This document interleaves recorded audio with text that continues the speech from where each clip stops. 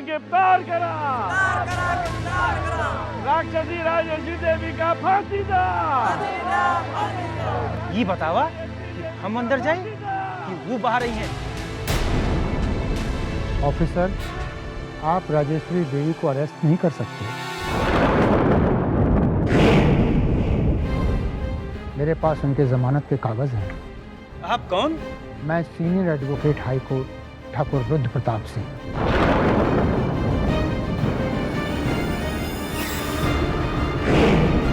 चल, सुन लेना, चल।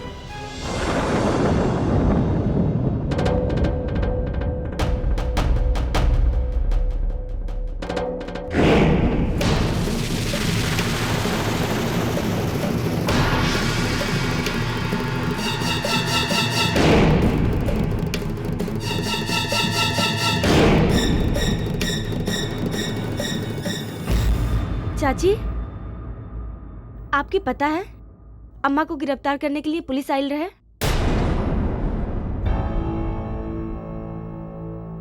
आपके बाबूजी जमानत के कागज लेके आई रहना। हाँ मालूम। हाँ का हम ही उनके बुलाई रही। पर बाबूजी तो बाहर ही रुक गई ना।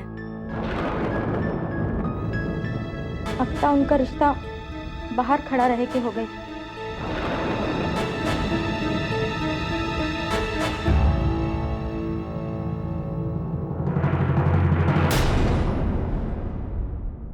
हवेली के संकट दूर कर दा भगवान। एक तरफ अम्मा जी के मन्नत ना पूरी भइल, तो दूसरी तरफ छुटकी मलकाइन के ऊपर दुख के बौछार हो गए।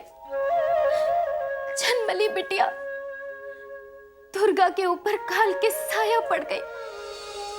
4 दिन पहले जौन घर हंसी खुशी के माहौल में डूबल रहल, पल भर में दुख के साया अपन पंख पसार लियलस। ई हवेली के लोगन के चेहरन के मुस्कान लौटा दा प्रभु। इनकर पर से अपन विश्वास ना डगमगाए दिया प्रभु।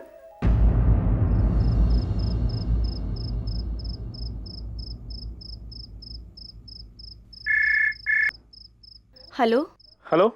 हाँ कृष्णा बोला। हाँ, हम तोहरे बारे में सोचत रहले। अरे वाह, एक के पद में तो हमरे बारे में सोचत रहलू, हमू तोरे बारे में सोचत रहली। लेकिन नहीं का तहार हवेली में इतना हंगामा, मतलब पुलिस पब्लिक ढेर जमाना के लोग रहे, का है का भाई? हमरे तो कुछ समझ में नहीं आवत, का होई का हो रहल बा। तहार घर में तोहर बाबूजी नहीं खे और चाचो तो नहीं खे, देखा तरन। फोन कर दिलू तू अपन बाबूजी के? फोन तो कर देनी, जल्दी आ जाई हैं। अच्छा हम फोन रखत हई, बाद में बात करब। चला ठीक बा। का हुई घर के ये ठाकुर लोगन के घर में तो ढेर परेशानी होला, पता नहीं भगवान ही मालिक है।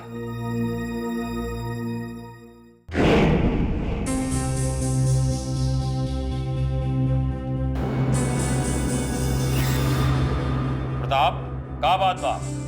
बाहर गांव के लोग खड़ा बारन, का भइल? ये हवेली के मेहरानवन का दिमाग खराब हो गया भैया। सालन से बनावल पुरखन का मर्यादा मिट्टी में मिला कर देना सर।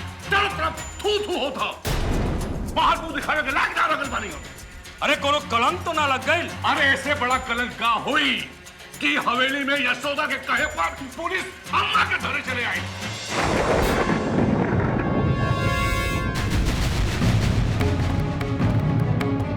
अरे ये बात तू का कहता प्रताप?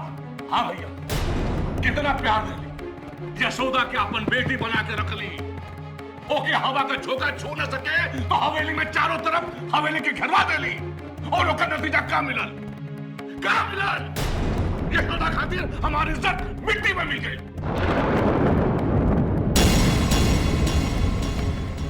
रणवीर, तू देखा अपन पत्नी के लीला। अरे अम्मा हम सब लोगन के खातिर का है और तुहार पत्नी उनका के का बना देहलस। अरे अम्मा के कौनो बात अच्छा ना उनका के लागत रहल तो हमनी के आवे के इंतजार तो करत रहली। ना भैया ना, हमरा के लागत हा यशोदा कोनो गलत फहमी में आ गइल बा ना, वो अम्मा के साथ ई सब करी है। हमरा के ना लागत भैया, हमरा के ना लागत कोनो भूल हो गइल बा। हाथ कंगन के आईना मत दिखावा रणबीर। अम्मा का मान सम्मान का बात बा। पुलिस जब से आईला अम्मा अपने आप के अंदर बंद कर देली और अम्मा मना कहले हां कि यशोदा का मुंह ना देखब हम।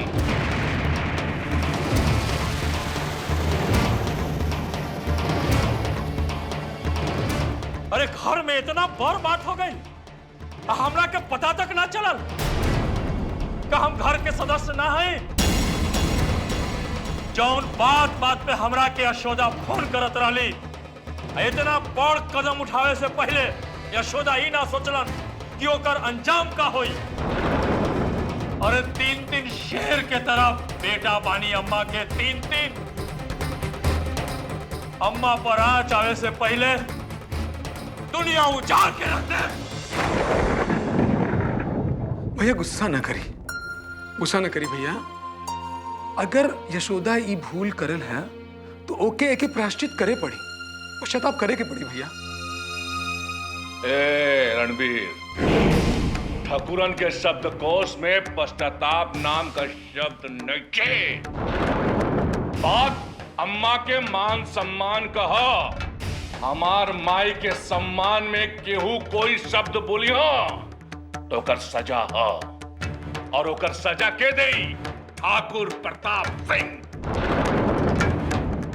तब बलदेव भी पीछे ना रहिए प्रताप, बलदेव भी पीछे ना रहिए।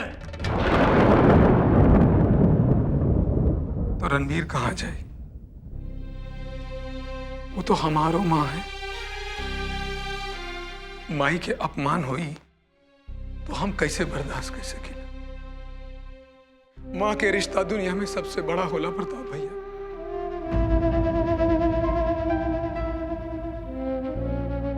हम एक होए के नाते ये हमार फर्ज बा कि एक बार हम यशोदा से जरूर पूछा कि ऐसा का कैलस कि ओके माफ ना किया जा सके। तो कैलस ना जोरू का गुलाम वाली बात।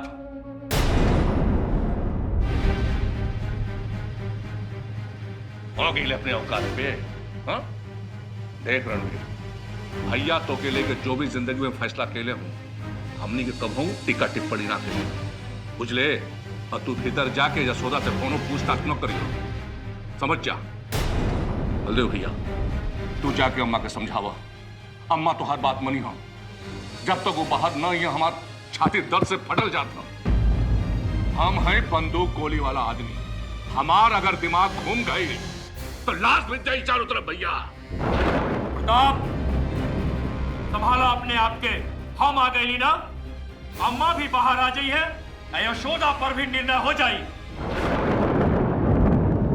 हम आज तक जो कुछ कहनी अपन के बड़ा से पूछ के कहनी। हम मानीला कि आपके मन में बहुत दुख बा, गुस्सा भी बहुत बा, तो का एक ही मतलब हम पराया हो गए नहीं? हम आपके खून ना है।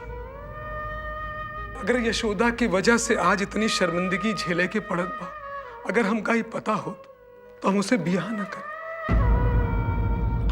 अगर शरीर के कोनो अंग में अगर कोनो जख्म हो जाला ना तो के इलाज करल जाला, ना कि ओके काट के फेंकल जाला भैया। ए रणवीर, हमके समझावे की कोशिश मत करा, क्योंकि जो करेगा वो करा। अम्मा का फैसला हमारे लिए आखिरी फैसला हो।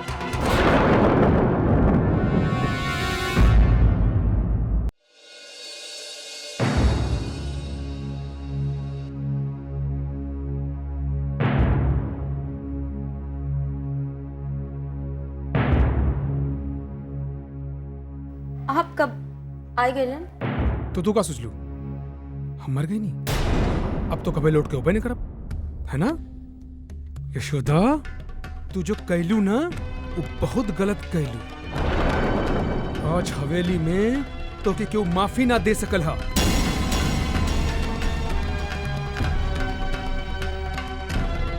यशोदा आज तक जिंदगी में कभी ऐसा काम ना कर लेनी। कि माफी मांग के नौबत आ जाए। बड़ा नीक कहलू।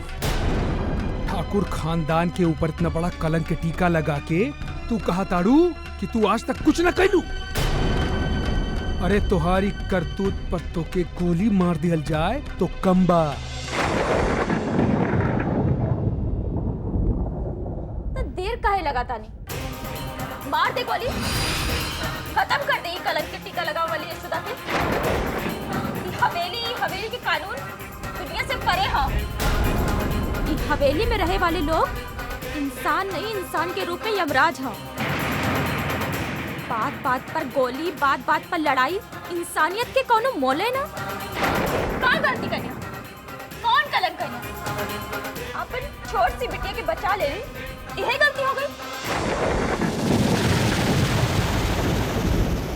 कहाँ जा रहा था आप हमारी गलती? हवेली में अम्मा के गिरफ्तार करे पुलिस आई तो कहा हमार वजह से? चिल्लाए के आप गलती छुपावे के कोशिश करत ताड़ू। पूरा गांव, पूरा हवेली चिल्लाए चिल्लाए के कहा था कि तोहार वजह से अम्मा के पुलिस गिरफ्तार करे जात रहे। नहीं तो ये हवेली न रहता है और प्रताप भैया के क्रोध में जल के खाक हो जाता है। आप कौन सा ठंडक पहुंचा रहा बानी? ये घर में बिटिया के जन्म निरर्थक है नहीं, यही से कि बिटिया के बलि चढ़ावे से घर में लड़का पैदा हुई। तो तू ही कहे चाहता रू कि सब अम्मा कैलन और तू बुला लेलू पुलिस के, लिखा देलू रपट, है ना?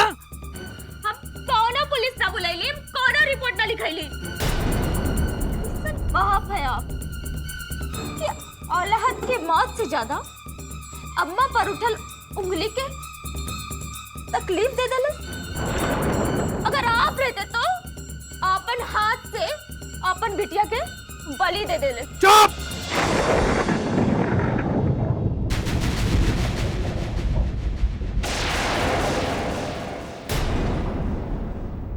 उठाई हाथ, यही बाकी नहीं, पूरा हो जाए।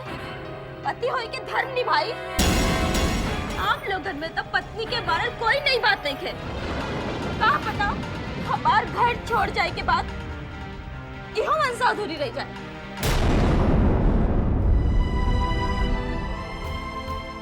हमार ऊपर और हमार बेटिया पर एहसान में मदनिया के जो जमुना दीदी के पास जाए के हमार बेटिया के जिंदगी बचाई।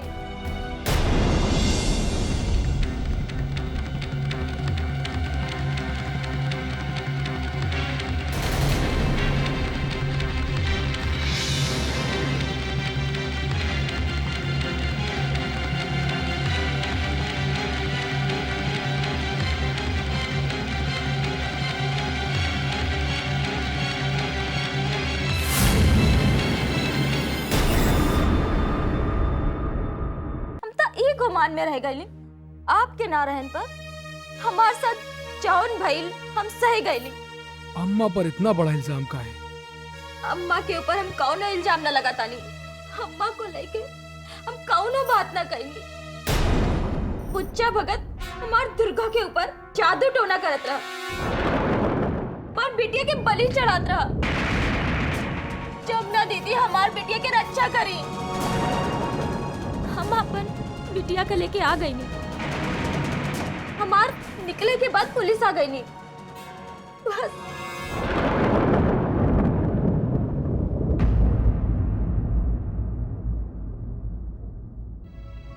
यशोदा तुम्हारी फैसला जायज नहीं खे। अम्मा बहन गुस्से में हैं, थोड़ी देर में सब ठीक हो जाए। बलदेव भैया और प्रताप भैया के हम समझाई कि एमे यशोदा की कोनो भूल नहीं की। हमारी बात सुना यशोदा, बलदेव भैया के हम समझाई। रणवीर, बलदेव भैया के समझावे के कोनो जरूरत नहीं के। हम सब जान गइल बानी यशोदा।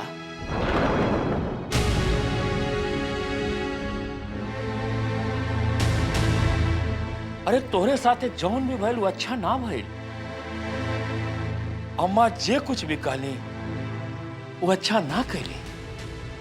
अरे उनका गलती हम लोगन खातिर सच से कम नहीं खे। उनका जगह पे हम तोरा से माफी मांगता नहीं। भैया, हमका नरक में जाए के खातिर रास्ता ना बनाई। हमरा से माफी मांग के पाप की भागीदारी ना बने। यशोदा ही तो तोहार बड़प्पन है कि तू हमनी के आपन बड़ समझत बारू। अकेले इतना बड़ा संकट तू झेल ले लू और दुर्गा के तू जान बचा ले लू। अरे हम तुम्हारी कर्ज कैसे लौटाई यशोदा, कैसे लौटाई? अरे तू ई घर खातिर इतना कुछ कैलू, आज सिर्फ तू एक बात हमार मान ला, बस एक बात मान ला यशोदा। अरे हमार अम्मा, अरे ओकर दिल बहुत हीरा बा, बहुत हीरा बा। अरे हमरे जैसन सौतेला बेटा के इतना प्यार दिलस, इतना प्यार दिलस। अरे ये चीज के तू हमार घर में 10 साल रह के महसूस कर ले बारू, अब ई तोहार घर हो गइल बा।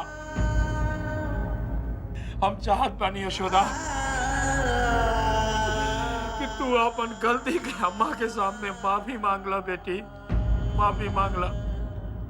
अरे तू तो हमार बेटी समान बारू, बाकी सब हम संभाल ले। जब हम कौनो गलती ही ना कईनी तब माफी कौनो खातिर मांगी? बलदेव भैया के खातिर। ये हमसे ना हो सके।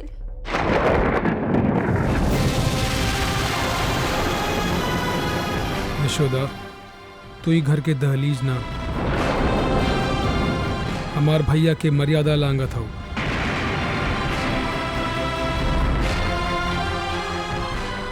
इतना समझ ला।